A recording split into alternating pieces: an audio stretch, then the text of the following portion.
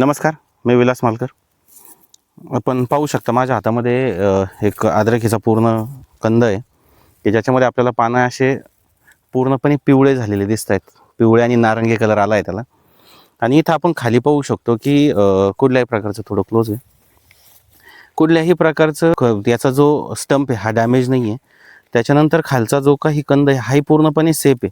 पण आपल्याला वरती जे तर पूर्णपणे पानं खराब झाले, म्हणजे सड जी लागते आहे, हे असे सिम्पटम दिसत आहेत, पण कंद त्याचा सेफ आहेत. तर याचं जे सगळ्यात महत्त्वाचं कारण इथं आपण पाहू शकतो की याच्या पूर्णपणे जे काही आहे ह्या मुळांना कूज आली आहे, म्हणजे इथं मूळकूज झाली आहे.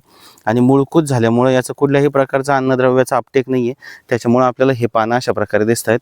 याच्यामध्येही ह्यावर्षी जे काही अद्रक सडण्याचं कारण होतं, बऱ्यापैकी आम्ही जे ऑब्झर्वेशन घेतलं त्याच्यामध्ये ज्या भागामध्ये पाणी साचतंय, बऱ्याच ठिकाणी असं होतं की पाणी येतं लगेच वाहून जातं आणि तिथं पाण्याचा जो काही निचरा आहे तोही लवकर होतो. त्याच्यामुळं तिथलं जे काही रूट झोन आहे हा डॅमेज होत नाही.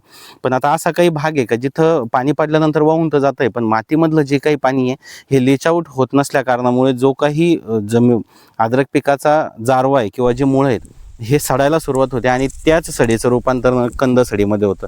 तर शेतकरी मित्रांनो, जर आपल्याकडं आपण वारंवार वर्षानुवर्ष अद्रकीचं पीक घेत असाल तर आपल्याला अशा शेतामध्ये अद्रक लावायची की जिथं पाऊस पडल्यानंतर जे काही जमिनीत पाणी मुरणार आहे त्याचा लगेच निचरा होईल आणि ते तिथं साचून राहणार नाही, की जेणेकरून जर पाणी साचून राहिलं तर अशा प्रकारचे सिम्पटम येतात आणि त्याच्यानंतर सड तयार होते. याच्यापेक्षाही वेगळे सडीचे भरपूर सारे कारण आहेत, पण ह्यावर्षी जे आम्हाला प्रामुख्याने जाणवलं त्याच्यामध्ये हे सगळ्यात महत्त्वाचं कारण आहे. अशाच नवनवीन माहितीसाठी आपल्या पेजला लाईक करा, शेअर करा आणि सबस्क्राईब करायला विसरू नका. धन्यवाद.